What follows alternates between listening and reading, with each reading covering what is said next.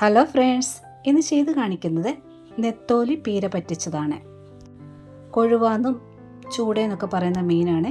ഞാൻ ചെയ്യുന്ന രീതിയാണിത്. ഏത് മീനിലും ഈ ഒരു രീതി ചെയ്തെടുക്കാവുന്നതാണ്. മീൻ ഒട്ടും ഉടയാതെ തന്നെ കറക്റ്റ് പീരയിൽ എങ്ങനെ പറ്റിച്ചെടുക്കാമെന്ന് നോക്കാം.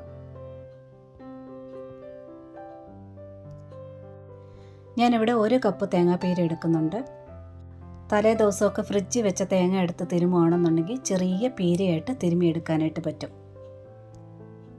ഇതാ 1 സ്പൂൺ ഫുള്ളായിട്ട് ചെറുതായിട്ട് കൊത്തിയരിഞ്ഞ് ഇഞ്ചി ചേർക്കുക. ഇതുപോലെ ഫുള്ളായിട്ട് 2 സ്പൂൺ സവാള ചെറുതായിട്ട് കൊത്തിയരിഞ്ഞ് ചേർക്കുക. ചെറുള്ളി ചേർക്കുവാണെങ്കിൽ കുറച്ചുകൂടി ടേസ്റ്റ് ആയിരിക്കും. പച്ചമുളക് കുറച്ചേറെയായിട്ട് കനം കുറഞ്ഞരിഞ്ഞ് ചേർക്കുക. 7-8 എണ്ണം ചേർക്കുക. പച്ചമുളക് ഏറെ ചേർക്കുന്നത് നല്ല ടേസ്റ്റാണ്. കുറച്ചേറെ കറിവേപ്പില ചേർത്തിട്ടുണ്ട്. കുറച്ച് മഞ്ഞൾപ്പൊടിയോടെ ചേർക്കുക. ഒരു 1/2 സ്പൂണിനടുത്തായിട്ട് കാശ്മീരി മുളക് പൊടിയാണ് ചേർക്കുന്നത്. ഇത് ചേർക്കുന്നതുകൊണ്ടാണ് ഒരു ഓറഞ്ച് കളർ പോലെ പീര കിട്ടുന്നത്. മല്ലിപ്പൊടിയാണ്. ഇത് വളരെ കുറച്ച് ചേർക്കുക. ഇത് അധികം ആരും ചേർക്കാറില്ല. ചേർത്ത് നോക്കൂ, നല്ല ടേസ്റ്റാണ്. ഒരുപാട് ചേർക്കരുത്. ഇനി വറുത്ത് പൊടിച്ച ഉലുവപ്പൊടിയാണ് ചേർക്കുന്നത്. ഒരുപാട് ചേർക്കരുത്, കയ്പ്പ് ടേസ്റ്റ് വരും. ഇത് മസ്റ്റായിട്ട് ചേർത്തിരിക്കണം. ഇത് ചേർത്തില്ലെങ്കിൽ അതിൻ്റേതായ ടേസ്റ്റ് വ്യത്യാസം ഉണ്ടാകും താനും.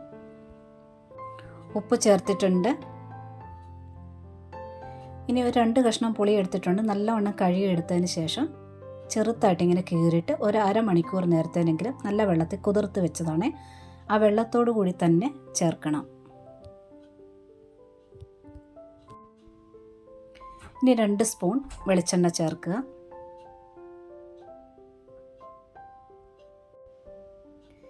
ഇനി ഇതെല്ലാം ചേർത്ത് നല്ലവണ്ണം ഒന്ന് കൈവച്ച് തന്നെ മിക്സ് ചെയ്തെടുക്കണം. നല്ലവണ്ണം ഞെരിടണം.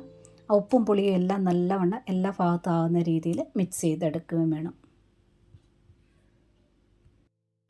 ഇനി ഒരു 3/4 കപ്പ് വെള്ളം ചേർത്തിട്ടുണ്ട്. അതോടെ ചേർത്ത് നല്ലവണ്ണം ഒന്ന് മിക്സ് ചെയ്തെടുക്കുക. ഒരുപാട് വെള്ളം ചേർത്ത് കഴിയുമ്പോൾ മീൻ വറ്റാനായിട്ട് ഒരുപാട് സമയമെടുക്കും. മീൻ പൊടിഞ്ഞു പോകും. പച്ചമുളകൊക്കെ ഏറെ ചേർക്കണം. എരിവുള്ള പച്ചമുളകാണെന്നുണ്ടെങ്കിൽ പകുതി പച്ചമുളകിൻ്റെ കുരുവൊക്കെ മാറ്റിയതിന് ശേഷം ചേർക്കുക. എല്ലാം നല്ലവണ്ണം മിക്സ് ആയതിനു ശേഷം 2 കപ്പ് നെത്തോലി മീനാണ് ചേർക്കുന്നത്. 2 കപ്പ് മീനിന് 1 കപ്പ് തേങ്ങാപ്പീര കറക്റ്റ് അളവായിരിക്കും. അഥവാ നിങ്ങൾക്ക് പീര കുറച്ചുകൂടി വേണം എന്നുണ്ടെന്നുണ്ടെങ്കിൽ ഒരു 1/4 കപ്പ് തേങ്ങാപ്പീരയോടെ ചേർക്കാവുന്നതാണ്. ഇനി ഇതെല്ലാം കൂടെ ചേർത്ത് നല്ലവണ്ണം ഒന്ന് മിക്സ് ചെയ്തെടുക്കുക. ആ പുളി കഷ്ണങ്ങളൊക്കെ 2-3 പീസ് അടി വരുന്ന രീതിയിലും 2-3 എണ്ണം മുകളിൽ വരുന്ന രീതിയിലും ഇളക്കി തട്ടിപ്പൊത്തി വയ്ക്കുക.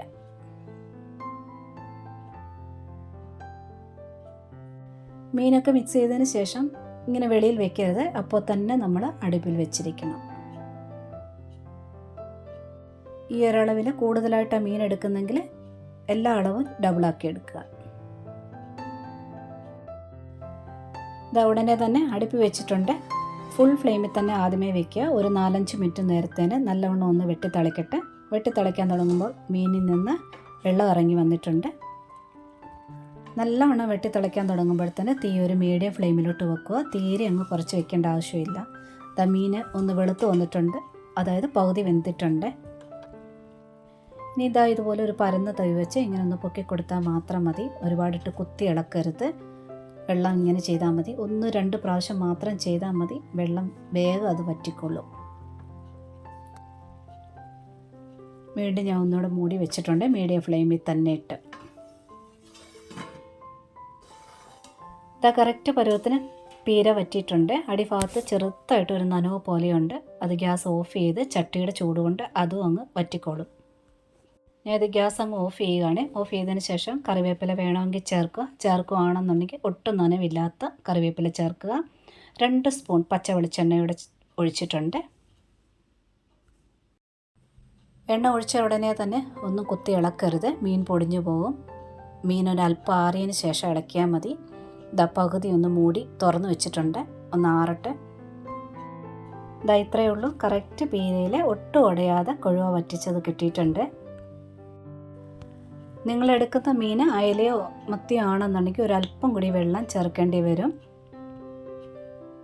ഇത് കൊഴുവ ആയത് കാരണം പെട്ടെന്ന് ഇത് വെന്ത് വരും. അതുകൊണ്ടാണ് ഈ ഒരളവിന് ചേർത്തത്. നല്ല ടേസ്റ്റ് ആയിട്ടുള്ളൊരു മീൻ പറ്റിച്ചതിൻ്റെ റെസിപ്പിയാണിത്. ട്രൈ ചെയ്ത് നോക്കുക. ഇഷ്ടപ്പെട്ടിട്ടുണ്ടെങ്കിൽ കൂട്ടുകാർക്കൊക്കെ ഷെയർ ചെയ്ത് കൊടുക്കുക. ലൈക്കും കമൻറ്റും സബ്സ്ക്രൈബും ഒക്കെ തന്ന് സപ്പോർട്ട് ചെയ്യാൻ കൂടി മറന്നുപോലെ. നോട്ടിഫിക്കേഷൻ ബെൽ ബട്ടണിലെ ഓൾ ഓപ്ഷൻ ഒന്ന് എനേബിൾ ആക്കിയിടാനും മറക്കരുത്. ഒരുപാട് സ്നേഹത്തോടെ താങ്ക്സ് ഫോർ വാച്ചിങ്.